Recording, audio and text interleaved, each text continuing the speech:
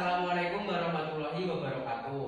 Kami dari kelompok 5 Sosiologi SMA Negeri 1 Mospati ingin mempresentasikan hasil diskusi kelompok kami mengenai sejarah perkembangan ilmu sosiologi. Sebelum itu, perkenalkan, nama saya Widarus Munafir Ilmi, nomor absen 34. Saya Rasa Rasdiari Gansah, nomor absen 23. Saya Nova Sulaiman Ramadan, nomor absen 20.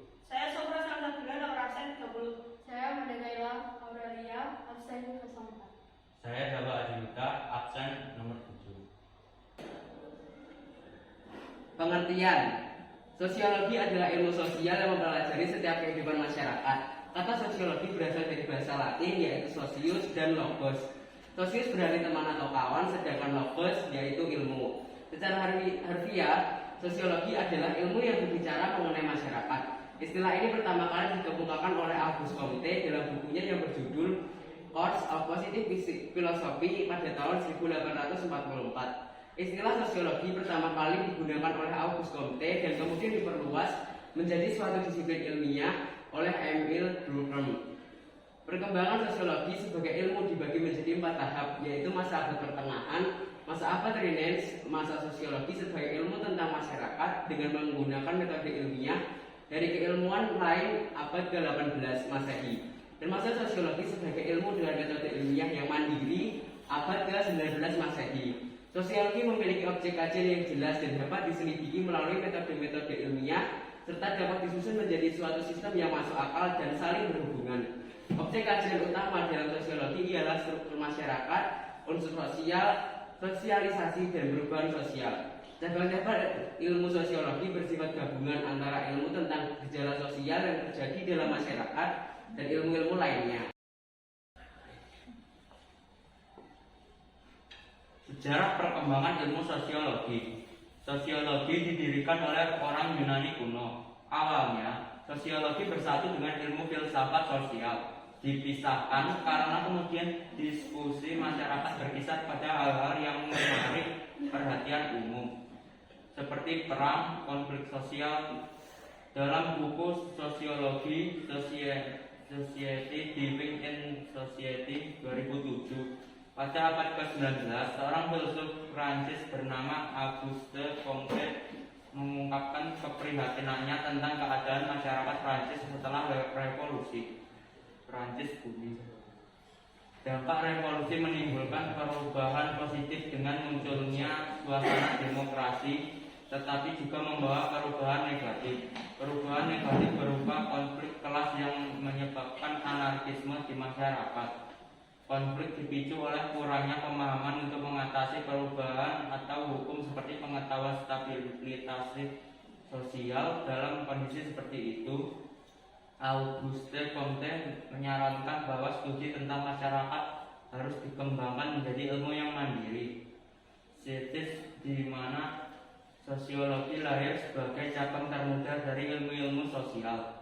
Istilah sosiologi dipopulerkan oleh Auguste Comte dalam bukunya Course de Philosophe Positive 1830. Dalam buku tersebut dijelaskan bahwa objek sosiologi adalah manusia atau masyarakat luas. Sosiologi kemudian menjadi ilmu yang berkembang di Eropa, terutama di Jerman dan Prancis. Selanjutnya ada ciri-ciri. Sosiologi sendiri merupakan ilmu sosial yang objeknya adalah masyarakat dan telah mempunyai unsur-unsur ilmu pengetahuan yang mempunyai ciri-ciri sebagai berikut. Yang pertama ada bersifat empiris, yaitu didasarkan pada observasi atau pengamatan dan akal sehat yang hasilnya tidak spekulatif. Yang kedua ada bersifat teoritis, yaitu sosiologi merupakan ilmu pengetahuan yang selalu berusaha menyusun abstraksi atau kesimpulan dan hasil-hasil observasi tersebut untuk menghasilkan teori keilmuan.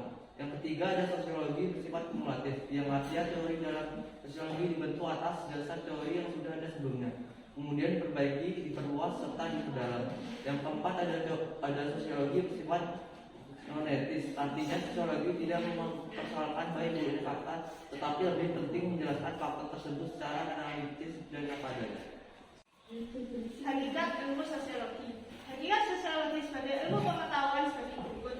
Sosiologi adalah ilmu sosial, bukan ilmu pengetahuan alam atau ilmu pasti, karena yang dipelajari adalah gejala-gejala kemasyarakatan. Sosiologi termasuk disiplin ilmiah atau bukan merupakan disiplin ilmiah normatif, karena sosiologi membatasi diri pada apa yang terjadi, bukan apa yang seharusnya terjadi.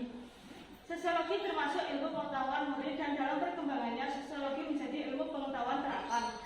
Sosiologi merupakan ilmu pengetahuan abstrak dan bukan ilmu pengetahuan konkret. Artinya, yang menjadi perhatian adalah bentuk dan pola peristiwa dalam masyarakat secara menyeluruh, bukan hanya peristiwa itu sendiri. Sosiologi bertujuan menghasilkan pengertian dan pola-pola umum, serta mencari prinsip-prinsip dan hukum-hukum umum dari interaksi manusia, sifat, hakikat, bentuk, isi, dan struktur masyarakat manusia. Sosiologi merupakan ilmu pengetahuan yang empiris dan rasional. Hal ini menyangkut metode yang digunakan. Sosiologi merupakan ilmu pengetahuan umum, artinya sosiologi mempunyai gejala-gejala umum yang ada pada interaksi antara manusia. Manfaat ilmu sosiologi. 1. Penelitian sosial secara ilmiah. 2. Mengetahui sifat sosial manusia. 3. Meningkatkan tindakan sosial. 4. Mengetahui peran lembaga dalam pengembangan individu. 5. Memahami dan merencanakan masyarakat. 6. Memecahkan masalah sosial. Sudut pandang. Sosiologi dapat dipandang melalui fakta sosial berupa realitas sosial mengenai adanya struktur sosial dalam masyarakat. Realitas sosial ini terbentuk secara mandiri tanpa ada kaitannya dari individu-individu yang ada dalam suatu masyarakat.